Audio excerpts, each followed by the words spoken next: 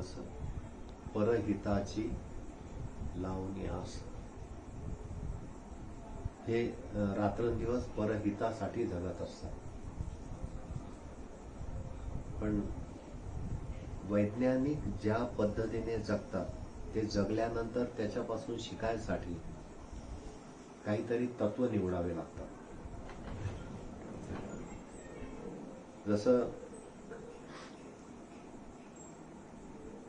आईच्या इच्छेवरून अयोध्येमध्ये रामाने महालाचा त्याग केला. भरताला राज्य पाहिजे म्हणून सोडून गेले. त्यांच्या जीवनामध्ये ती सहजता होती, पण त्या सहजतेच्या कथा झाल्या आणि तो आदर्श म्हणून लोकांसमोर आला. वैज्ञानिक लोक, मग तो विजेचा शोध घेणारा असो, टेलिफोनचा शोध घेणारा असो, ग्रॅम बेल असो, नाहीतर राईट बंधू असो, कोणी असो, त्यांच्या जीवनचरित्राकडे बघितल्यानंतर 3 गोष्टी लक्षात येतात. आणि त्या 3 गोष्टी आपल्या लाईफमध्ये भूतकाळामध्ये घडल्या का, एवढंच आपण तपासू शकतो.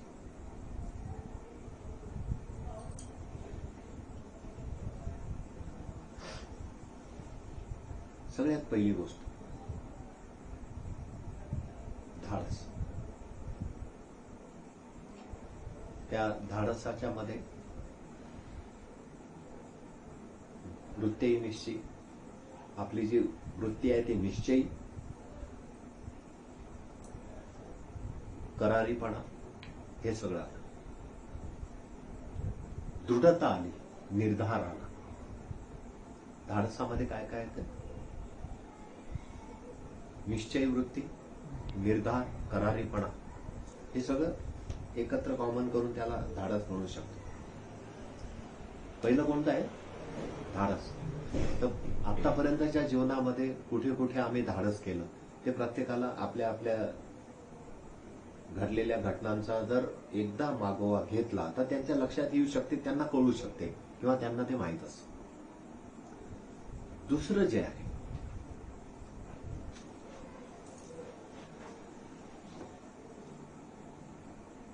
कॅज्युअली नाही घ्यायची कोणतीही गोष्ट.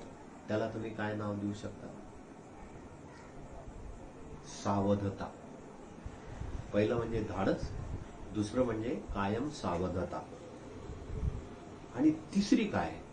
अतूट श्रद्धा. कोणकोणत्या 3 गोष्टी सांगितल्या? पहिली कोणती? दुसरी कोणती? सावधता. तिसरी कोणती?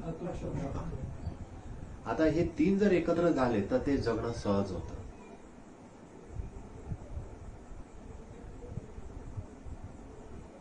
धाडसच करायचं म्हणून एखाद्याने 4थ्या मजल्यावरून उडी मारली तर त्याचे परिणामही हॉस्पिटलमध्ये जाऊन झोप घ्यायचेच होतील ना, की आम्ही काहीतरी धाडस दाखवतोय. धाडस तसं नाहीये.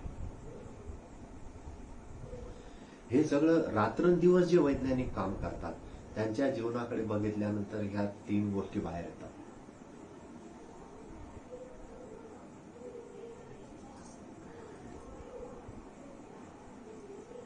जोस आरिन्गो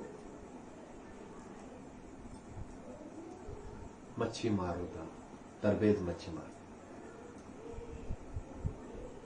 आणि तो महासागरामध्येच मच्छी मारायला जायचा. मेक्सिकोमध्ये राहणारा होता. एक दिवस मच्छी मारायच्या दृष्टीने त्याने आपल्या नावेमध्ये 2-3 दिवसाचं सामान ठेवलं. त्याच्यासोबत कार्डोबा नावाचा त्याचा एक मित्र होता. तो आणि ते दोघं त्या बोटमध्ये बसले आणि समुद्रामध्ये निघाले. मेक्सिकोच्या जवळचा जो समुद्र होता तो खूप गहिरा आहे. ज्या वेळेला ते समुद्रामध्ये मच्छीमारीसाठी निघाले, 2-3 दिवसाचं खाणं सगळं काही तयारी होती. भरपूर आतमध्ये गेले किनाऱ्यापासून. 2 दिवस त्यांनी साधारणतः आपली बोट बऱ्यापैकी भरेल एवढ्या मासळ्या त्या घेतल्या बोटीमध्ये भरून. आणि त्यांना असं वाटलं की आता 1 दिवसाचं खाणं अजून आपल्याकडे बाकी आहे, तर आपण आता परतीला निघू. म्हणून त्यांनी परतीचा प्रवास सुरू केला. परतीचा प्रवास सुरू केल्यानंतर इतक्या जोरात वादळ आलं. त्या वादळामध्ये पाऊस सुरू आणि सगळं धुकं पसरलं. वादळामध्ये उठलेल्या ज्या लाटा होत्या त्या इतक्या जोरात उसळत होत्या की त्यांनी त्यांची इलेक्ट्रॉनिक यंत्रणा सगळी बंद पडून टाकली. आणि ते त्या वादळातून बाहेर पडायसाठी ती नाव, ती जी तो बोट होती, ती बोट ड्राईव्ह करत होते, चालवत होते.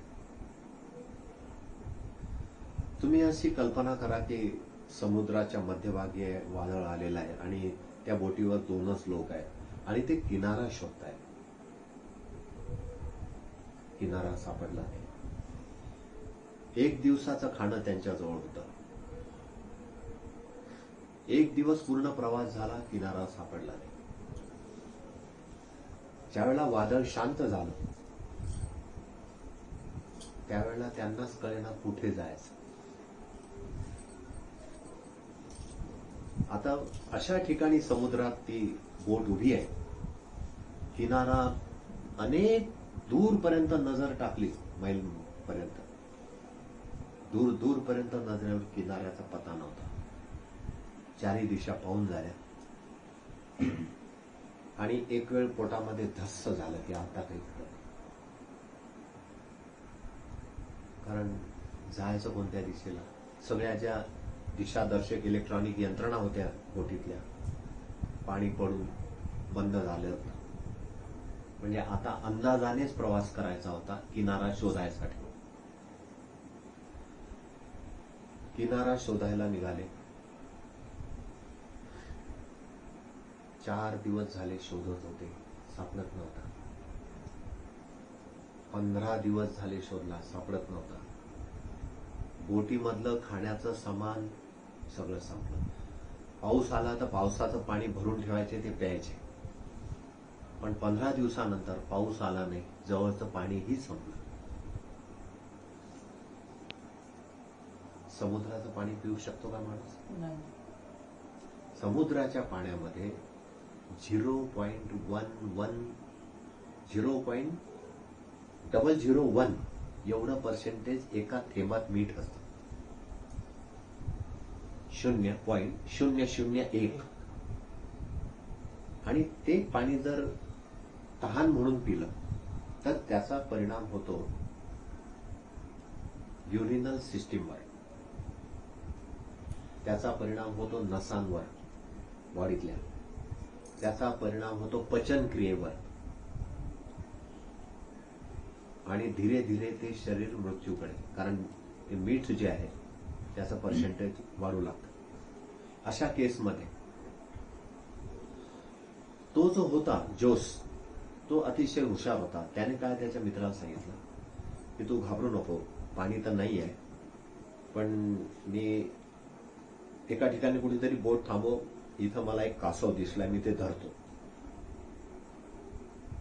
त्याने ते कासव धरलं आणि ते कासव मारून खाल्लं, त्याचं रक्त पिलं. कुठे माश्या दिसल्या, तो पटाईत होता दरात. पण एक ठिकाण असं आलं की तिथं कासवही नाही, माशाही जवळपास दिसत नव्हत्या, मासाळ्या. मग काय करायचं? मग त्या ठिकाणी अक्षरशः स्वमूत्र प्राशन केलं त्यांनी. काहीच नव्हता चान्स. प्रवास चालला होता आणि तब्बल 1.5-2 महिने उलटून गेले होते. पण त्याच्यात काय झालं, कार्डोबाची तब्येत खराब झाली आणि त्याची तब्येत खराब झाल्यानंतर एक रात्रीमध्ये हा बोट ड्राईव्ह करता करता हाही झोपला होता. तो मागे आजारीच होता, तो आजारी पडला होता. त्याला खूप प्रचंड ताप भरला होता आणि तिथं काहीच नव्हतं. हा त्याला हिंमत देत होता आता दिवसभर बोटीवर जरी असला तरी हा काही ना काही काम करत होता. ते ड्राईव्हचे चाकच पुसून काढेल, साफसफाईच करेल. आणि कार्डोबा होता की तो काहीच करू नका. तो विचार करायचा की आता मी घरी कसा पोहोचेल आणि पोहोचेल की नाही पोहोचेल. आणि जर नाही पोहोचलो तर माझ्या पत्नीचं काय, माझ्या मुलांचं काय, माझ्या मित्रांनी मी टाटा बाय बाय नाही करून आलो होतो त्यांचं काय. हा त्याला मधूनच बोलून थोडासा मोकळा करायचा प्रयत्न करायचा होता, पण तो त्या आठवणीतून काही बाहेर येत नव्हता. आणि 2 महिन्यानंतर प्रवास, 2 महिने झाला, समुद्रात किनारा सापडत नव्हता. 2 महिन्याने तो मेला. तर हा एकटाच आता बोटीवर, जोस.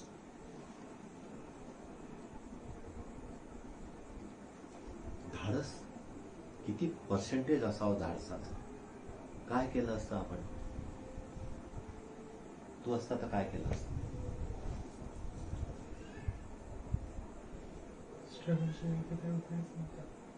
मी त्याचं नाही विचारत, मी तुझं विचारतो. तू असता तर तुझा काय निर्णय राहिला असता? मित्र सोबतचा मेलेला आहे, त्याची बॉडी बोटमध्येच आहे, खायला काही नाही आहे.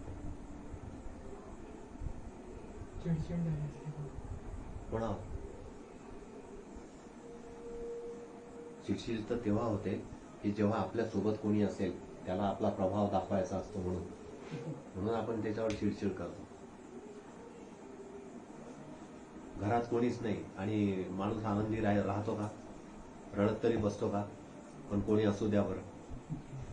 मग जरा आनंदी राहत आणि रडायत मजा येते. कारण आता कोणीतरी विचारेल की काय झालं तुम्हाला, पण तुम्ही एकटेच आहे, तुम्हाला कोणी विचारणारच नाहीये तिथे. काय केलं असतं? पुढे मारून टाकलं असते. हा, म्हणजे काय केलं? ते आत्महत्यासारखंच झालं ना.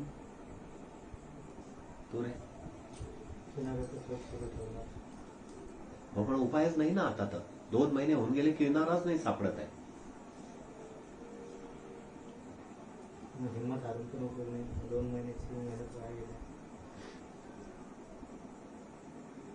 नाही, असंही किनारा सापडणारच आहे की नाही हेच माहित नाही ना. कारण यंत्रणाच नाही आहे, त्या सगळ्या कोलॅप्स झालेल्या आहेत. म्हणजे पश्चिमेकडे जायचं की पूर्वेकडे जायचं, कोणत्या दिशेला बोट चालवायची की जेणेकरून किनारा मिळेल, त्याचं काही ठामपताच नाही आहे. कधीतरी एखाद्या वेळेला वरून विमान जायचं, तर इतके 1-2-1.5 महिन्यात तर त्यांनी विमानही वरून जाताना नव्हतं पाहिलं. एकदा विमान वरून गेलं, पण तो सांगेल काय? ती म्हणजे यंत्रणा बंद आहे, तर तो कसं त्यांच्याशी कॉन्टॅक्ट करेल? त्याने 1-2 वेळा पाहिलंही ते की एखादं विमान जात आहे, मग अंदाज लावला, इकडे असेल का, इकडे असेल का. बोटीला किनारा भेटायलाच तयार नाही.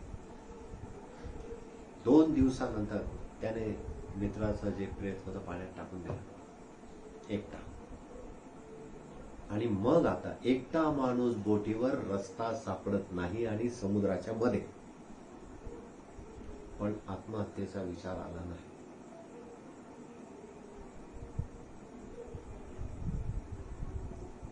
सात ते 8 महिने समुद्रामध्ये मासा मार, माशाचं पाणी पी, पाऊस पडला की ते पाणी थांबव, एकटाच होता, एखादा कासव पकड, असं करून करून 7 ते 8 महिने तो समुद्रात फिरत होता. किनाराच सापडत नव्हता. आणि तो स्वतःला समजावत होता की मी शोधेल, किनारा मी शोधला.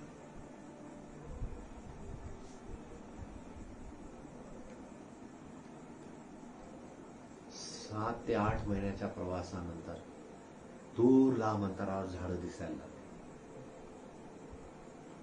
बोट तिकडे नेली. तो मार्शलचा किनारा होता. जेव्हा त्या किनाऱ्यावर जाऊन त्याने तिथल्या त्या लोकांना सांगितलं, झोपडी होती ती ठोकली, बाहेर आले, त्याने सांगितलं असं असं झालं. म्हणे मी कुठे आहे? म्हणे कुठून निघाला होता तो? म्हणे मेक्सिको. म्हणे तुमचं कमीत कमी 8 ते 9 हजार किलोमीटर लांब आले.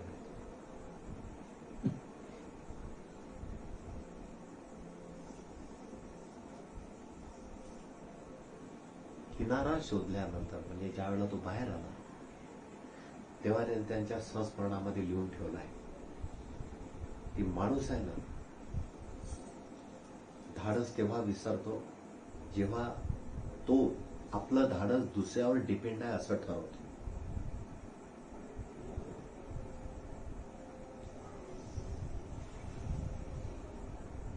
माझं जे धाडस आहे ना ते दुसऱ्यावर डिपेंड आहे असं ठरवल्यानंतर त्याचं धाडस जातं.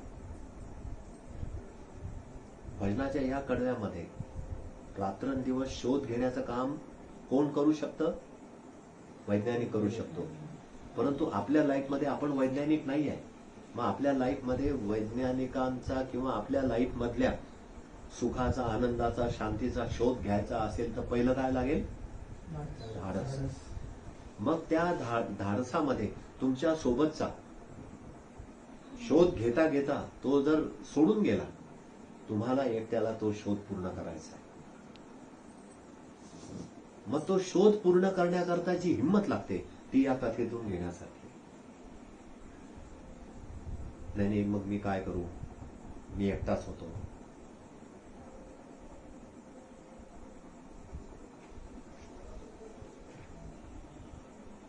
मग तर कठीण आहे ना.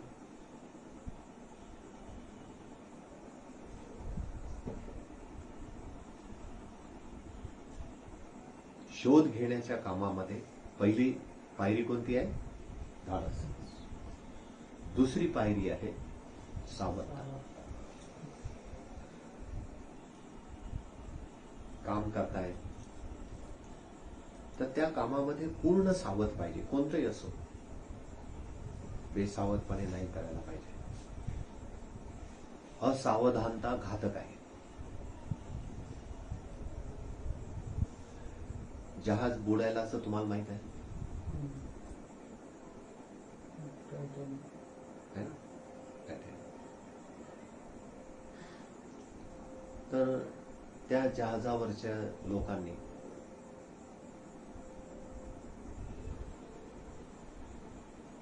अशा तऱ्हेचं एक स्वतःचं विचार, स्वतःची धारणा, स्वतःचं अस्तित्व असं ठरवलं होतं की आम्ही म्हणजे सगळे.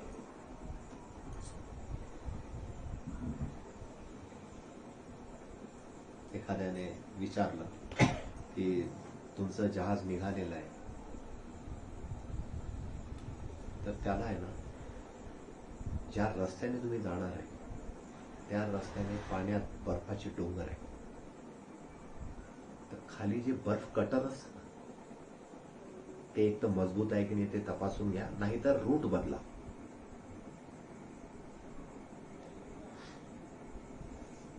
आम्ही काय पहिल्यांदा प्रवास करतोय? 10-11 वर्ष झाले तेच काम आहे आमचं. आणि असे किती पाण्यात बर्फाचे डोंगर आले, आमचं कटर अजून खराब नाही झाले किंवा त्या कटरमुळे जहाजाला काहीच झालेलं नाही. सल्ला होते पण त्याच्याच जवळच्या लोकांनी दिलेली. कॅप्टनने सांगितलं कुछ नाही होगा. बाकीचे लोक म्हणायला लागले की तुम्ही जो रूट घेतला आहे तो लांबचा रूट आहे, तर असं करा. आणि त्यात काही पाण्यात खरंच बर्फाचे डोंगर आहे. तुमचं कटर जरी चांगलं असलं तरी एखाद्या वेळेला काही झालं तर तुमच्या ह्या जहाजावर ज्या डिफेन्स बोटी आहेत छोट्या, त्याची संख्या जास्त घ्या. सेव बोट जे आहे ना त्याची संख्या जर तुम्ही 50 घेतले तर 100 घ्या. ते म्हणे अहो, पहिली गोष्ट म्हणजे आमच्या जहाजाचं कटर इतकं मजबूत आहे की कोणत्या डोंगरासमोर ते झुकणारच नाहीये, याचंही काम पडणार नाही. पण आम्ही हे ठीक आहे बा असू द्या म्हणून घेतलाय.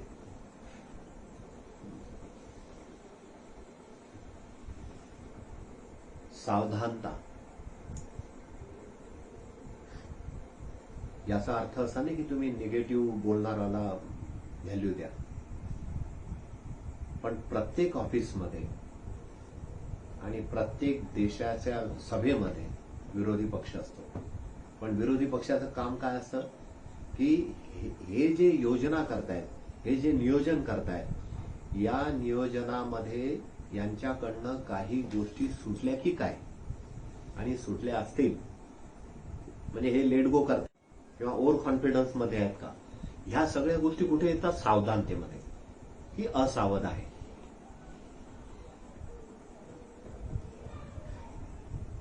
कॅज्युअली घेतात ते, नाही काही नाही म्हणणार तसं कॅज्युअली. पण ते कॅज्युअली जर हे घेत असतील तर मुश्किल होऊन जाईल ना. आणि अशा तऱ्हेचं कॅज्युअली की हे होऊन जाईल, हे बरोबरच होईल, अशा तऱ्हेचे अनुभव तुम्हाला आलेले असतील ना. सांग एखादा. ऑफिसची गोष्ट आहे की आम्ही बसलो होतो आणि मोठ्याने. ऑफिसमधलीच गोष्ट आहे की आमची मीटिंग चालू होती आणि मीटिंग चालू असल्यावर मी आणि माझ्या ग्रुपचे मेंबर्स बसले होते आणि त्याने सांगितलं होतं की तुम्ही त्यांना विचारा की जी म्हणजे जो आमचा वेसलचं कसं असतं, आमचं पोर्ट केलंगे आणि ते वेस्ट पोर्ट आणि नॉर्थ पोर्टच्या 2 वेगवेगळ्या जागा आहेत, ते खूप लांब लांब आहेत. त्यांनी एकदा विचारलं की समोरच्यांना विचारून घ्या की ते कन्फर्म कसं करायचं. ते त्यांनी विचारलं आणि आमच्या सरांनी सांगितलं की नाही, ते बरोबरच असतं, वेस्ट पोर्टच असतं दरवेळेस. तर ठीक आहे म्हणजे चालेल, काय हरकत नाही. कारण ते बोलले की जी शिपिंग लाईन आहे ती वेस्ट पोर्टच कॉल करते दरवेळेस. आणि मग ते झालं आणि 3 ते 4 दिवसांनी आम्हाला सीओडीची केस आली की कंटेनर आधीच पूर्ण गेटेड आहे आणि सगळं झालेलं डॉक्युमेंटेशन आणि ती व्हेसल ती नॉर्थ पोर्टला जाणार होती. आणि मग आम्हाला मग जवळजवळ $3,500 बसला कस्टम सोबत.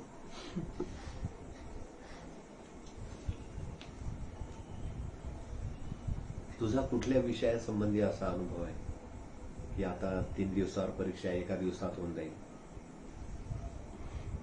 प्रत्येक वेळेस असतं असंच वाटतं की सबमिशनच्या अशी तसंच होतं. काय वाटतं? जरा आम्हालाही ऐकू दे ना काही गोष्टी. आमचं तर आता शिकणं बिकणं काही नाही भीती.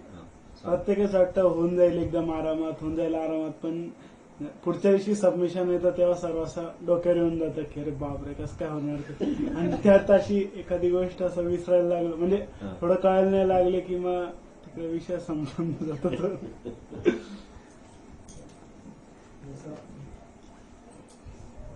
कधी कधी असं पप्पा म्हणते की तू हे नको करू ते कर, काय होतं. नंतर मग काय झालं की म्हणजे पप्पा पहिले बोलायचे की गाडी स्लो चालू, कॉलेजला जातोय नाही का, मी रोज जातो, रोजचा रस्ता आहे. ते 2 दिवस अगोदर बोलले होते की तू गाडी स्लो चालव, काय कोणाचा तू ठीक आहे पण कोणाचा भरोसा नाही की काय होऊ शकतो. 2 दिवसानंतर आला कुत्रा आला. तुझं काय?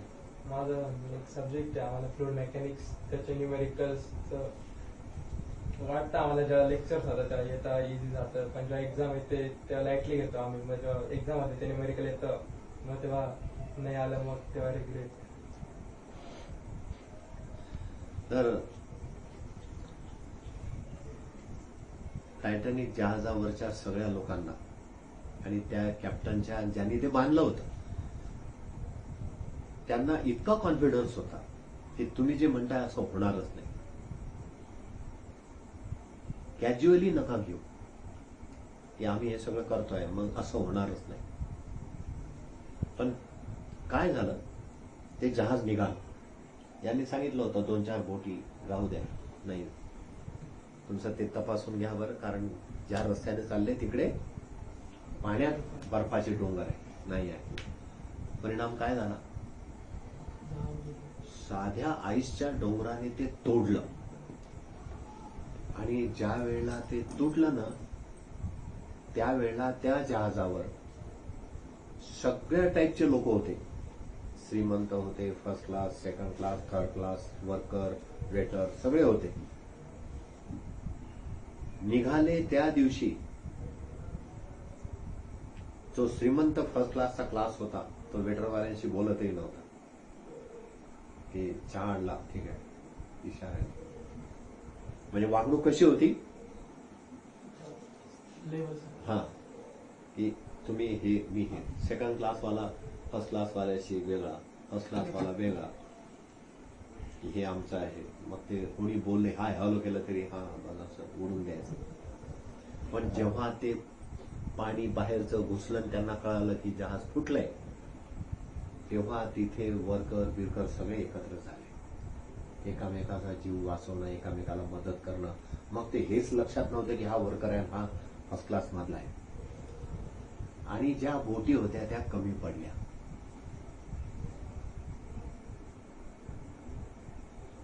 त्यावेळेला ते सगळं एकदम असं समोर चित्र दिसायला लागलं कॅप्टनला की काय.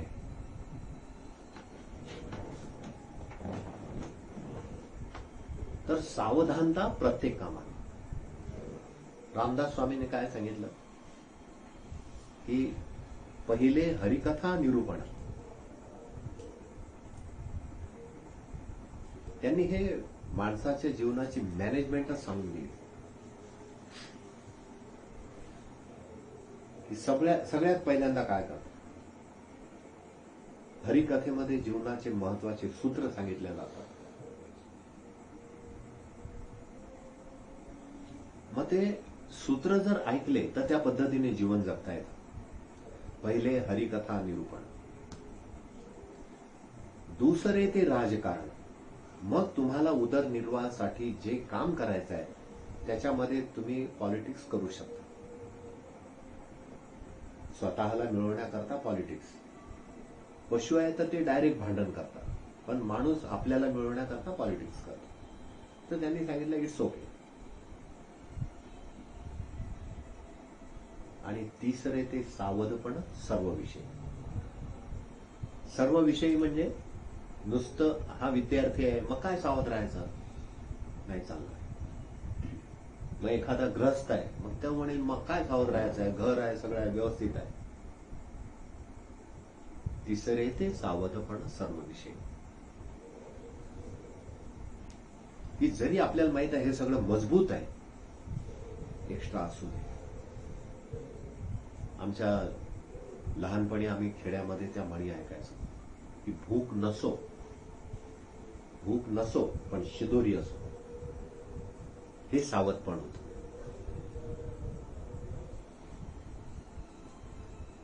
तुम्ही नाही का इथे कार्यक्रमाला बाहेर गावचे लोक आले की त्यांना पुऱ्या, भाजी, पाण्याच्या बाटल्या देता म्हणून. मग याचा अर्थ ते काय जंगलात राहतात का? पण ती सावधानता आहे.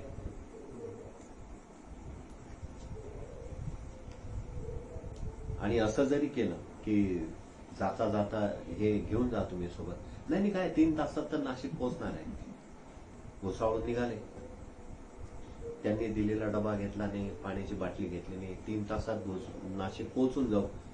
ती गाडी पाणीवाडीला आली ना, स्टेशनवर ना इकडे सायडिंगला. नाशिकला इथं भेटल्यावर म्हणे साहेब काय करावं, 2,500-3 हजार रुपये खिशात होते पण कोणी विकणारच नाही. पाण्याची बॉटलच नाही. आणि म्हटलं होता कुठे, म्हणे पाणीवाडी. प्यायला पाणी नाही. म्हटलं भारी झालं गड्या, म्हणजे गावाच्या एरिया होता पाणीवाडी आणि प्यायलाच पाणी नाही. म्हणे मी त्या आता जाईल तेव्हा जाईल ट्रेन म्हणे. मग शेवटी मी पॅन्ट्रीपर्यंत जाऊन आलो पायी डब्यातून. तर ते म्हणे पाण्याची बॉटल नाही आहे, सगळ्या लोकांनी नेल्या. माझ्याकडे पैसे असून सगळं असून मला लोकांकडे असं भिकाऱ्यासारखं पाहावं लागायचं की आहे का तुमच्या बाटलीत पाणी, म्हणू की काय याला. आणि म्हणे मी ते मस्त स्टेशनवर देत होते हो डबा आणि पाण्याच्या बाटल्या, मी नाही घेतल्या. याला म्हणतात बेसावधानता. सावधता कशाला म्हणतात? ही सावधानता याचा अर्थ असा नाही की तुम्ही कोणाला भय घालून द्यायचं, असं होईल बरं का, तसं होईल बरं का. हे असे जे डायलॉग असतात हे भित्र्या लोकांचे असतात की बघा असं होईल तसं होईल, मग तुम्ही चालले, मग ते बरोबर नाही. हे निगेटिव्ह झालं.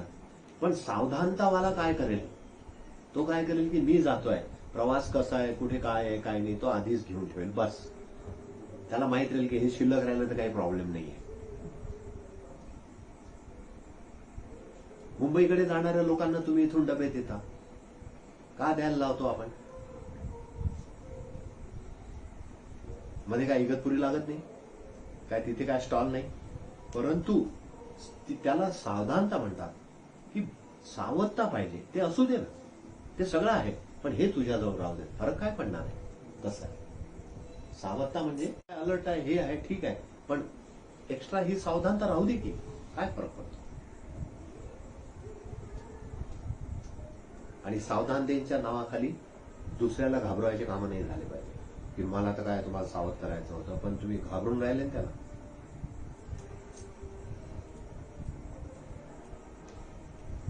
समजला फरक? पहिला मुद्दा कोणता आहे? धाडस. वैज्ञानिक रात्रंदिवस. तुम्हाला परहित करायचं असेल तर पहिले तुमच्यामध्ये धाडस पाहिजे. आणि धाडस असं असतं की इतिहास जो आहे तो इतिहास सहज ज्याच्याकडनं धाडस झालं त्यांच्यामुळे बनत असतो. इतिहास वाचून धाडस येत नाही.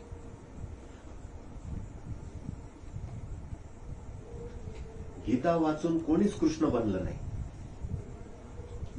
पण गीतेचा 12वा अध्याय वाचून भक्तही कोणी बनलं नाही.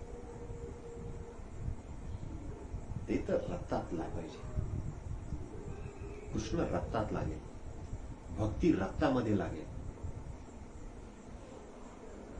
नुसतं अनन्याश्चिंतयन यंतो माम ये जना परिभासते तेषां नित्याभियुक्तानां योगक्षेम. अनन्य चिंतन परमेश्वराचं.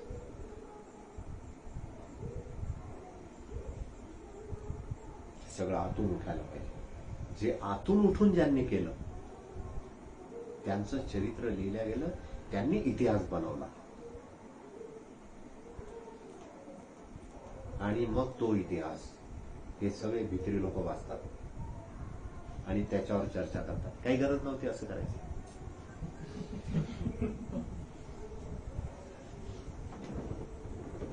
मी असतो तर असं केलं असतं. आणि हे सगळे असे एखाद्या पारावर बसून गप्पा मारणारे लोक असतात. त्यांच्या मुलांना काय व्हॅल्यू द्यायची? पण धाडस करायला पाहिजे. मग ते धाडस मी करील असं काही ठरवू नका.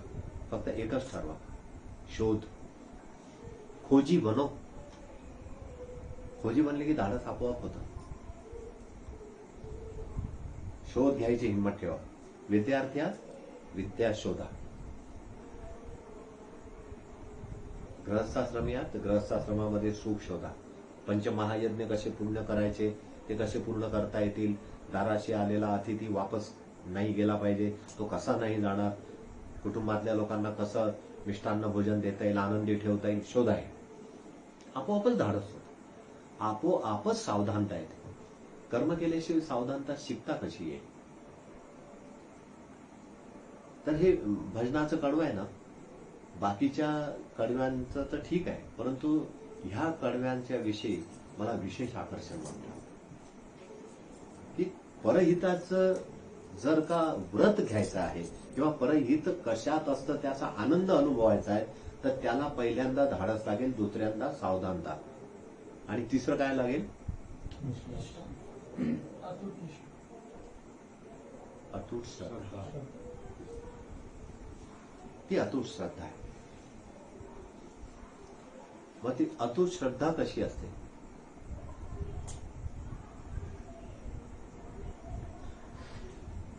मारवाडी लोकांमध्ये जेव्हा लाडू दान देतात तर त्या लाडूमध्ये आहे ना नाणे ठेवतात.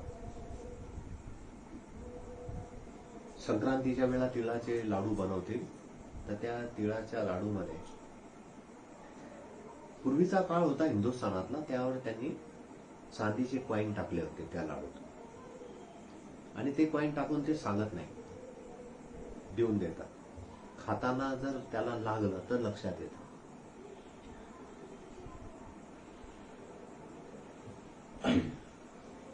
आणि अतूट श्रद्धा जी आहे ती अतूट श्रद्धा कशी असते? की माणूस स्वतः सुरक्षेचे उपाय नाही करत. उपाय करावं असं वाटत नाही,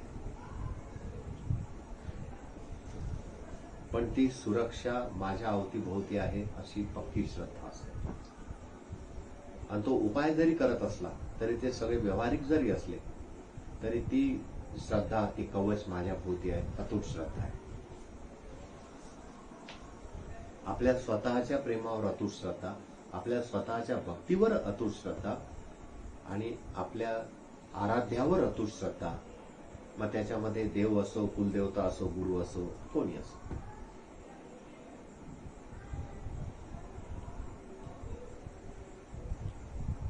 प्रसिद्ध स्वयंपाकी होता. त्या प्रसिद्ध स्वयंपाक्याने सांगितलं की मी तुम्हाला भोजन देणार आणि ते भोजन खायाकरता त्याने गावातले प्रतिष्ठित नगर परिषदेचे काही लोकप्रतिनिधी, काही डॉक्टर, टीचर असे सगळे एकत्र एका हॉलमध्ये बोलवले आणि एक खास डिश बनवली आणि ती डिश सगळ्यांना दिली. त्या डिश मध्ये जे आहे ना, त्याने एका बाउलमध्ये खीर बनवून ती एक विशिष्ट डिश होती. तो म्हणे की हे जे जेवण आहे हे लिमिटेड पदार्थ आहे, पण याच्यामध्ये सगळ्यात विशेष असं आहे की खिरीची डिश आहे. सगळ्यांना दिली. त्याने एकच सांगितलं फक्त की प्लीज सगळेजण वाट बघा, जेव्हा सगळ्यांच्या हातात डिश येईल तेव्हा मी अनाऊन्स करेल, तेव्हा सुरू करा. त्यांना असं वाटलं आता तो शेफ होता आणि प्रसिद्ध होता. याच्या सिरियल मधला कोण तो, तुम्ही अभिजित राजेची सिरियल पाहता ना, शेफ, त्यांच्या सिरियल मधला तसा तो प्रसिद्ध होता.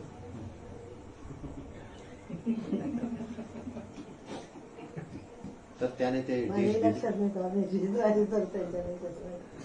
पण सिरियल तुमची ना.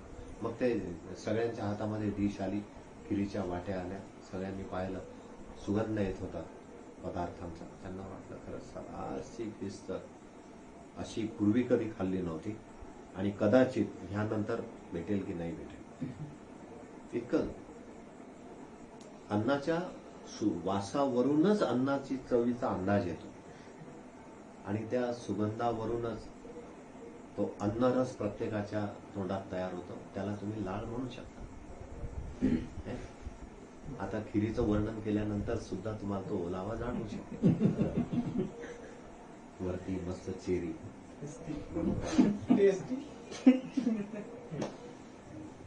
है ना, जसा ओला झाला.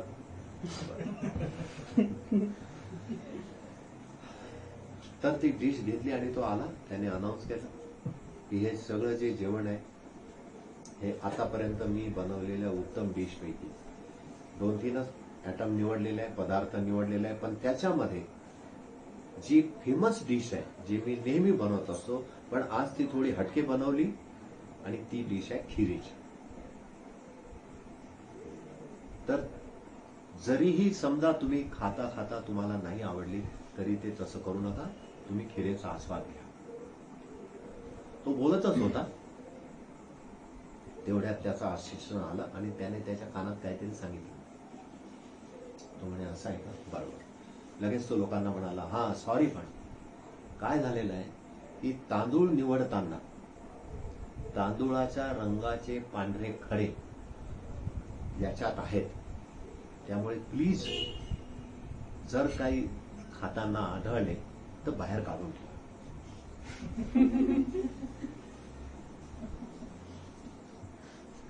आणि मग त्याचे ते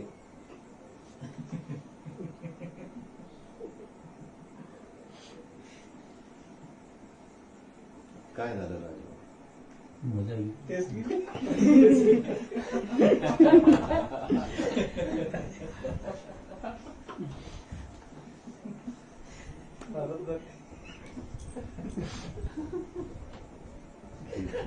लोकांनी डोक्याला हात मारला. भीती वाटायला लागली. म्हणे मला आता जस्ट इन्फॉर्मेशन मिळाली, पण तसं काही नाही, पण तुम्ही सावधानतेने घ्या. आणि याने खीर सर्व करताना सुरू केली. लोकांनी बाकीचे पदार्थ जास्त घेणं सुरू केले. नको नको, ठीक आहे,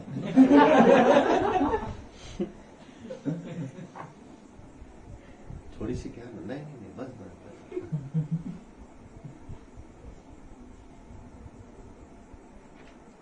सगळ्यांचे जेवताना फोटो वगैरे मस्त. आणि खिरेचा खपच कमी झाला एकदम. हे भांडा आलं की सगळे लोक नजर हटून घ्यायची एवढी पुढे अजून काय आम्हाला दात तोडून घ्यायचे साबण आपल्या तांदूळा एवढे पांढरे खडे आहेत त्या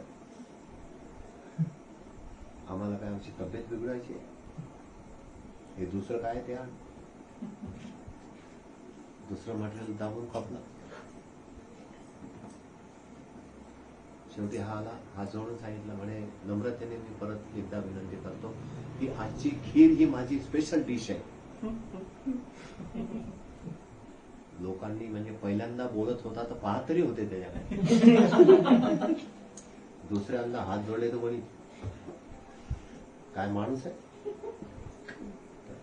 एवढा भारी शेफ आणि तुम्ही नंतर आम्हाला वरून तोंड वर करून सांगता की त्यात खडे आहे म्हणून अरे तांदूळ निवडतानाच पाहायचं नाही काय झालं असेल 4-5 आयटम पैकी लोकांनी खीर खाल्ली की नाही खाल्ली नाहीच.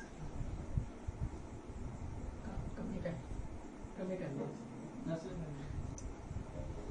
पण त्यातला एक जण जो होता ना 1 वाटी 2 वाटी त्याने बाकीचे पदार्थ खाल्लेच नाही 3 वाटी आणि याने त्या वाढणाऱ्यांना वेटरला सांगून ठेवलं होतं की असं बोलल्यावर कोण खातं कोण नाही खात दाखवून नसतील त्याला काही टेन्शनच नसेल त्याला. मग शेवटी खाणं झालं सगळे बसले शेफ परत आला त्याने सांगितलं की सॉरी माझ्याकडनं काही कमी जास्त झालं असेल तर तुमचा समजून पदरात घ्या लोक म्हणाले हे तर अति झालं आता म्हणजे पहिले खीर द्यायची त्याच्यावर वरून अनाऊन्स करायचं की दगड आहे आणि नाही खाल्ले तर वरून सांगायचं की आम्हाला पदरात घ्या तुम्हीच बोलवलं होतं ना जेवायला कोणी बोलवलं तुम्हीच बोलवलं आणि तुम्ही तर महान आहे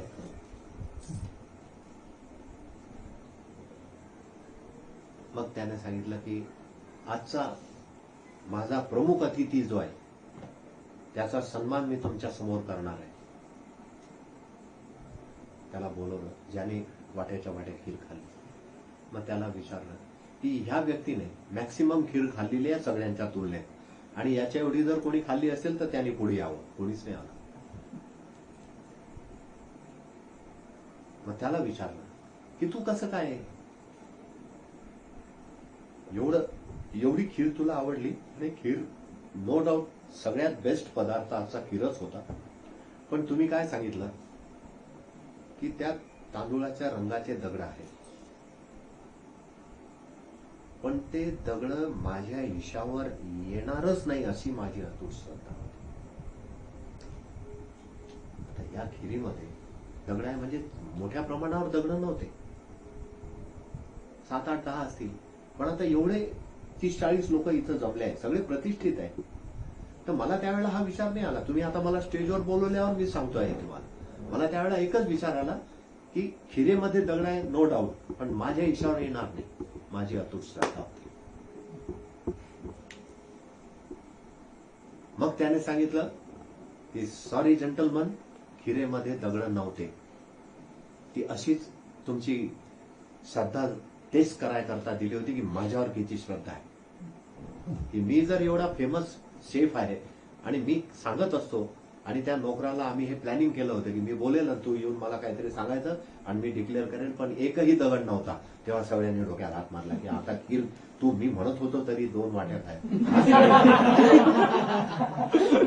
हाच बोलला मला की खाऊ नको दगड एकामेकावर सुरू झाले तिथल्या इथे मैं बोला था ना अरे ये इसके ऊपर अपना पूरा भरोसा था लेकिन तुम नहीं माने तुम्हारी वजह से एक पैसा तुम्ही खाया नाही एकामेकावर सुरू होऊन गेले त्याने सांगितलं एकही दगड नव्हता पण मी एवढा प्रसिद्ध शेफ आहे तुम्हाला माहित होतं की हा शेफ प्रामाणिक आहे पण माझ्यावर तुमची श्रद्धा किती आहे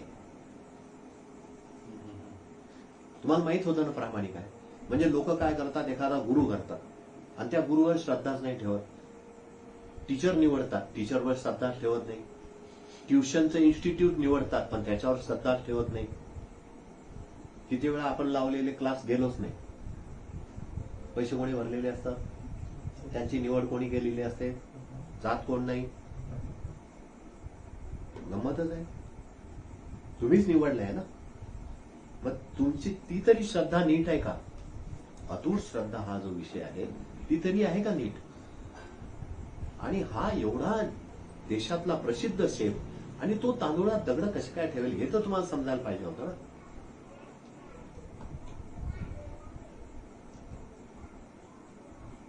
आणि मग ते तुम्हाला आता सांगितल्याप्रमाणे बघ मी म्हणू ना, हा माणूस असा नाहीये, निघाला की नाही बरोबर. आता सगळ्यांचं सगळंच बरोबर निघतं. आणि पहिले जसं याने डिक्लेअर केलं त्यानंतर काय गप्पा सुरू झाल्या होत्या.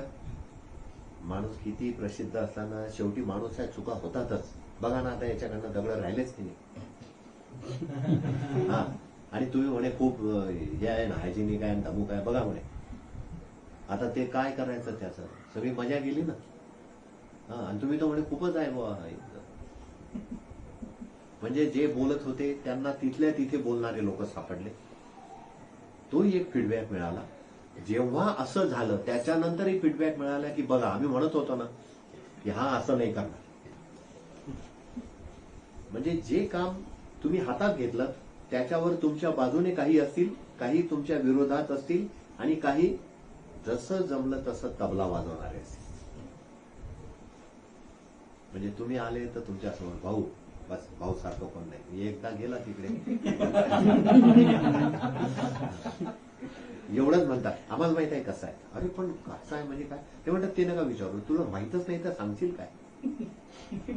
एखाद्याने मागेच लागला की नाही कसं आहे सांगाच आम्हाला. तो म्हणतात नाही नाही ते काय नाही तसं. मग तसं नाही तर मग असं कसं काय? एवढंच बोलतात फक्त, आम्हाला माहित आहे कसं आहे. अरे तुम्हाला काय माहित आहे?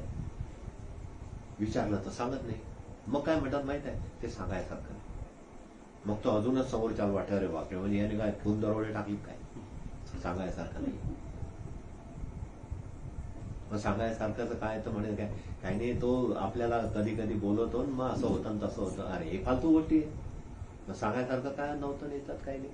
पण जे काम करू त्याच्यावर आपली अतूट श्रद्धा आहे की नाही आहे, आपला जो आराध्य देवता आहे त्याच्यावर आपली अतूट श्रद्धा आहे की नाहीये. शेफने सांगितलं तुम्ही सगळे लोक मला मानता पण आज तुमच्या मनामध्ये किलबिश आला. आणि त्यात तांदूळाच्या रंगासारखे दगड आहे हे नुसतं तुम्हाला सांगितलं होतं, दुसऱ्याला सांगितलं का?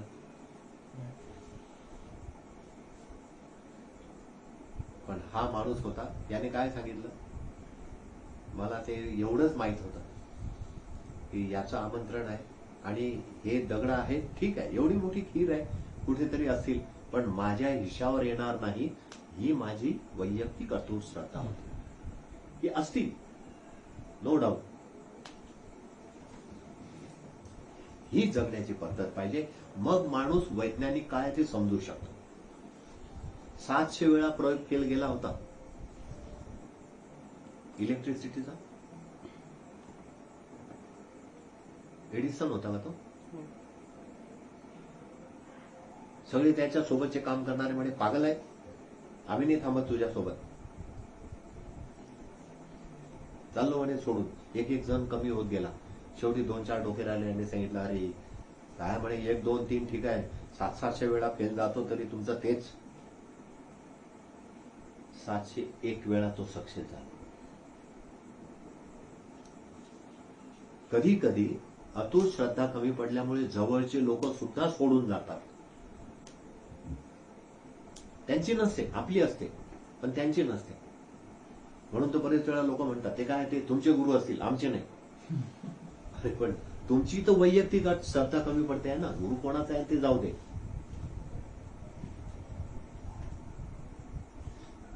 तर 3 गोष्टी आज ह्या शेवटच्या कडव्यातून समजून घेण्यासारख्या आहे. पहिली कोणती आहे? दुसरी सावधानता. टायटॅनिक कुछ नहीं होता, कुछ नहीं होता. कॅज्युअली नका घेऊ. एवढ्यानं काय होतं, कॅज्युअली नाही. आणि तिसरी कोणती आहे? अतूट श्रद्धा. की बस मी आहे, माझा परमात्मा आहे, कुछ नहीं होने वाला. अंधश्रद्धेचा अही आहे आणि इकडे अतूटचाही अच आहे. तुम्ही नास्तिक असा की आस्तिक असा, श्रद्धेशी त्याचा काही संबंध नाही खरं तर. कारण नास्तिकाची श्रद्धा असतेच. नास्तिकाची श्रद्धा काय आहे? दुसऱ्याचं म्हणणं न ऐकणं, दुसऱ्याची मान्यता हाणून पाडणं, हा झाला नास्तिक. तुम्ही रामाला मानता, हा म्हणेल राम दाखवा. म्हणजे ॲटॅन्डम काहीतरी करत राहणं, त्याच्यावर श्रद्धा ठेवणं की राम नाही आहे, कृष्ण नाही आहे, येशू नाही आहे, पैगंबर नाही आहे, ही त्याची श्रद्धा आहे. पण श्रद्धा आहे की नाही? काहीच नाही ही श्रद्धा आहे, पण आहे की नाही श्रद्धा? जगामध्ये शून्य आहे, पण शून्य आहे ही तर श्रद्धाच आहे ना. त्यामुळे नास्तिक सुद्धा श्रद्धेवरच जगतोय आणि आस्तिकही श्रद्धेवर जगतोय. पण पाखंडी कशावरच नाही जगत, कारण तो दाखवतोय श्रद्धा आहे म्हणून. तो मंचावर जसे लोक नाटक करतात तसं करतोय. पाखंडी धाडच नाही करू शकत, पण पाखंडी सावधही राहू शकत नाही आणि पाखंडीजवळ श्रद्धाही नसते. वैज्ञानिकाजवळ धाडस सापडेल, वैज्ञानिकाजवळ सावधानता सापडेल, वैज्ञानिकाजवळ अतूट श्रद्धा सापडेल की मी हे पूर्णच करणार. मग ते सगळे सोडून गेले तरी चालते. आणि अशी गंमत झाली की जेवढे मूठभर लोक राहिले त्याच्याजवळ 701व्या प्रयोगाला ते सक्सेस झाले. तोपर्यंत तर सगळ्यांनी बाहेर जाऊन खुशाल लोकांना सांगणे सुरू केले की मूर्ख आहे, एवढं एकांतात राहायचं, फार दाड्या वाढवायच्या, खाया प्यायला काही नाही, आंघोळ नाही, दिवसभर तेच तेच तेच तेच काही करता येण्यासारखे आपल्याला नाही जमत. आणि मग आपलं तर काम तुम्हाला माहित आहे, आपण लगेच सोडून येतो. हा, आपलं जर कोणी ऐकून घेतलं नाही, आपण नाही ऐकून घेत कोणाचं. कमाल. वैज्ञानिकाच्या जीवनाचा आनंद आणि या शेवटच्या कडव्याचा जो मतितार्थ आहे तो यांना आयुष्यात समजणार.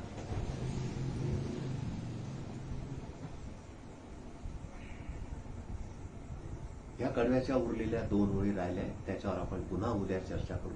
आज